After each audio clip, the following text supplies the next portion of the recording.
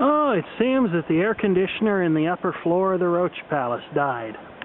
Some of you might remember this air conditioner. This is ye old Trashpicked Carrier 8000 BTU air conditioner. And it used to have a fan problem where the fan would slowly grind to a halt after it had been running for a while, no matter what fan speed you'd picked. Turned out the thermostat was bad, so I bypassed it, and then I made a controller that cycled it on and off using a programmable thermostat. So the other day, I'm getting done with my lunch, and I'm getting ready to go back to work, or as ready as I ever am to go back to work.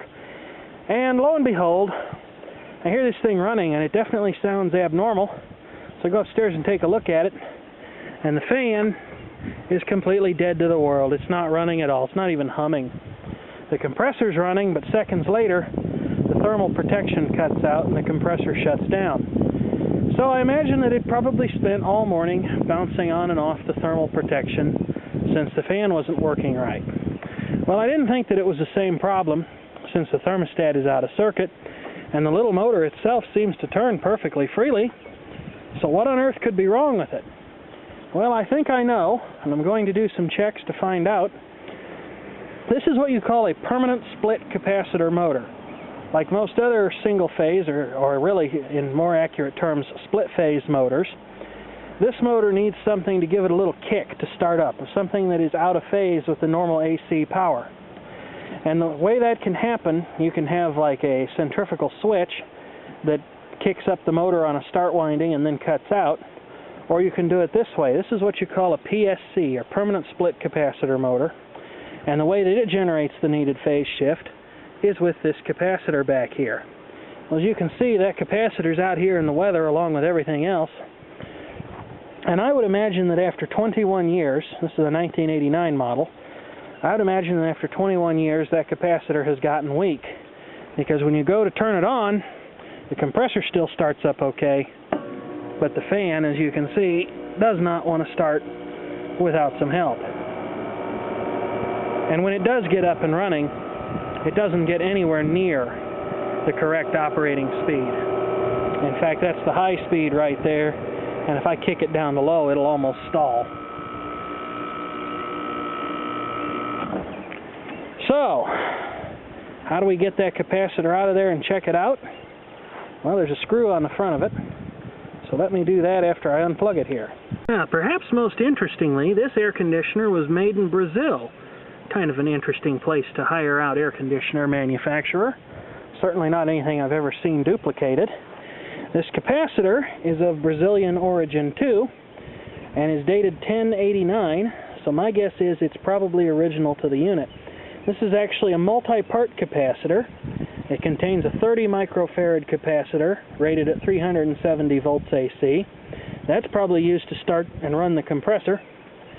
And then it contains a 4 microfarad capacitor, which according to our fan motor right here, is used to start and run it.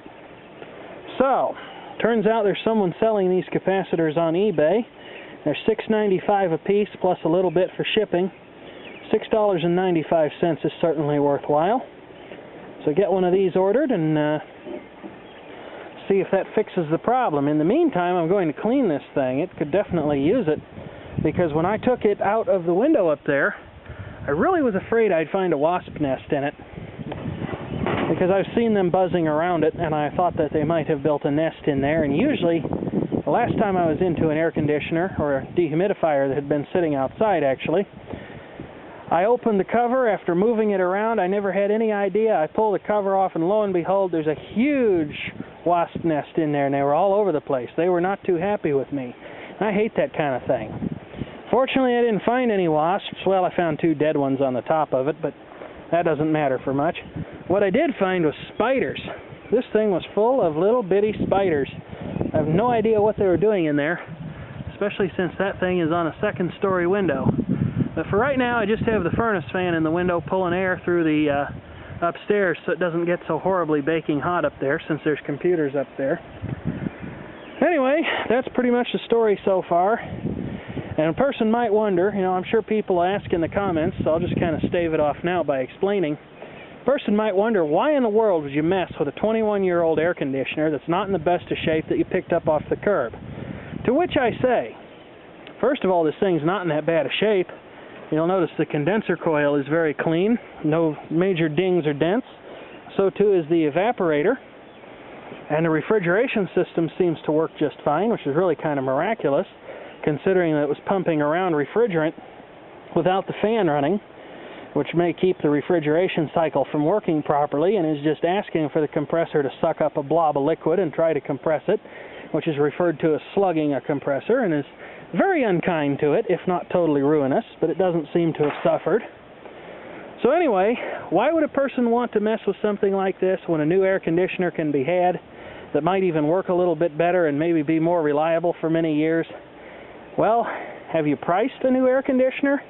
They're not cheap. One that's equivalent to this would probably run you about $150.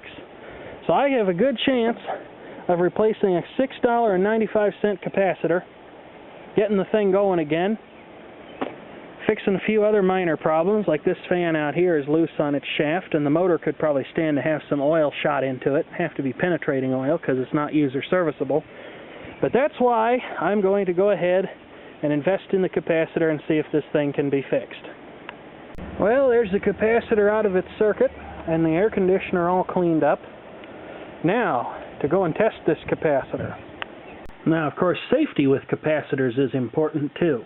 Before you ever make any test on a capacitor, or before you handle it near the terminals, make sure it's discharged.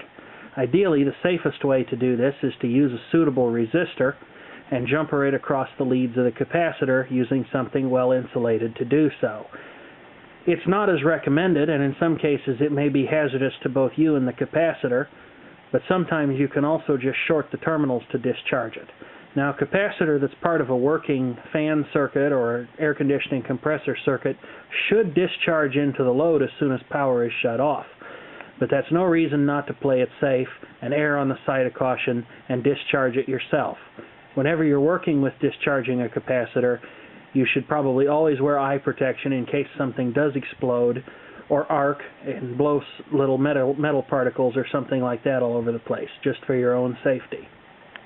For right now, the capacitor status remains somewhat unknown. It tests okay using the capacitor checker on my multimeter, but that does not reflect a test under load, a circumstance under which it could very well break down. So the most conclusive test that I can do at the moment is to wait until the new capacitor arrives, or if Bizarre Furhead ever gets done destroying the interior of my pickup truck in the name of improving it for his auto upholstery class, I'll go ahead and I'll retrieve my fun capacitor checker, the one that can actually test one of these things under load, and see how it behaves then.